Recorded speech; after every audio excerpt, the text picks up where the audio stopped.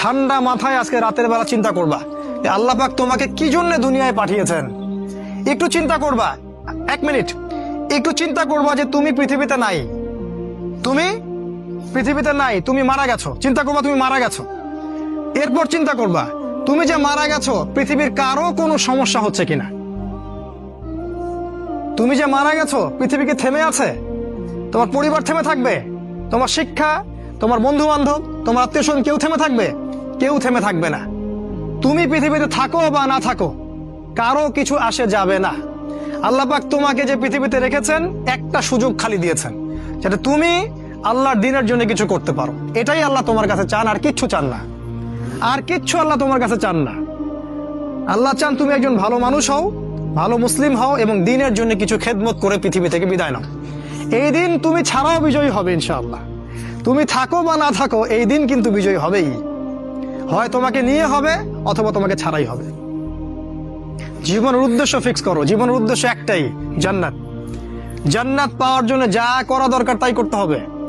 কোরআন হাদিস মেনে চলা থেকে শুরু করে আমল করা, আদব আখলাক সবকিছু এর মধ্যে চলে আসবে ইনশাআল্লাহ। আল্লাহ পাক তোমাকে পথ দেখাবেন। আগে তুমি জীবনের উদ্দেশ্য ফিক্স করো।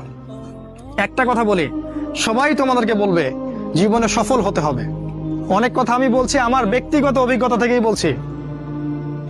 আল্লাহ পাক আলহামদুলিল্লাহ ফার্স্ট সেকেন্ড ছাড়া রেজাল্ট আমাদের হতো না।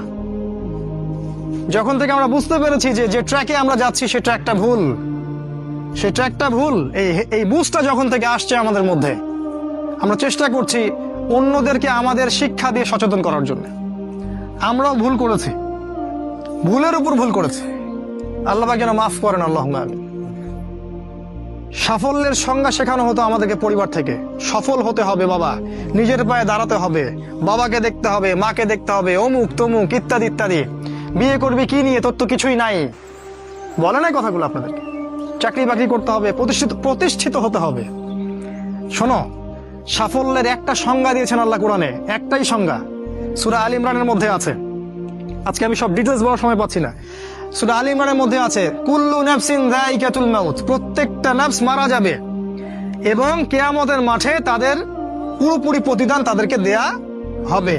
এখানে আল্লাহ সাফল্যের সংজ্ঞা দিয়েছেন, ফামান যুহজিহা আনিন নার ওয়া উদখিলাল জান্নাহ ফাকাদ ফাজ।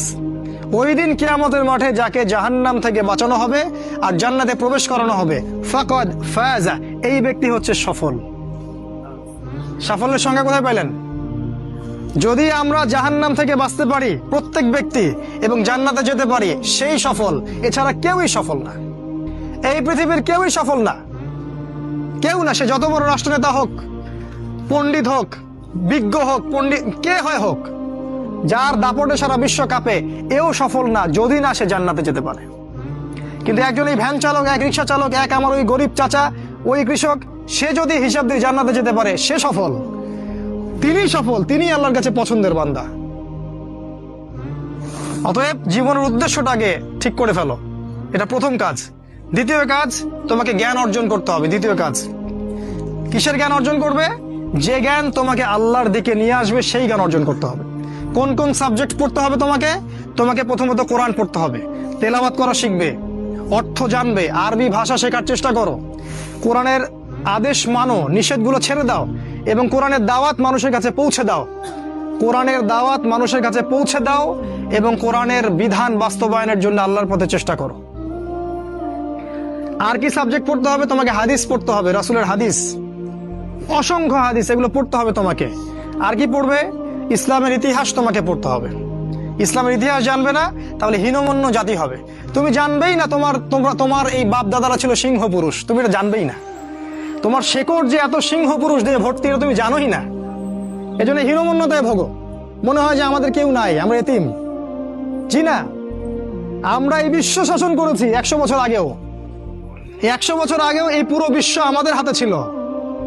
এখন যা দেখছো এরকম অতীত এরকম ছিল না। একটা ওমরের হুঙ্কারে সারা বিশ্ব কেঁপে যাইতো। এক আলী রাদিয়াল্লাহু আনহু যদি জিহাদের মাঠে হুঙ্কার দিতেন, সমস্ত কাফের হৃদয় একদম দরদর করে কাঁপতে থাকতো।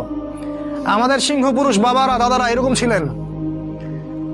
আমরা এত হীনমন্য জাতি ছিলাম না। আজকে আমরা আমাদের পরিচয় ভুলে গেছি, পরিচয় ভুলে গেছি। ইতিহাস পড়তে হবে তোমাকে। আর কি পড়তে হবে?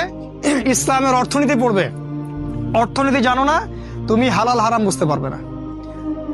ওরা তোমার সাথে প্রতারণা করে এমন হারাম ঢুকিয়ে দিবে তুমি বুঝতেই পারবে না এটা হারাম ছিল। ইকোনমিক্স পড়তে হবে, খুব ইম্পর্টেন্ট সাবজেক্ট এই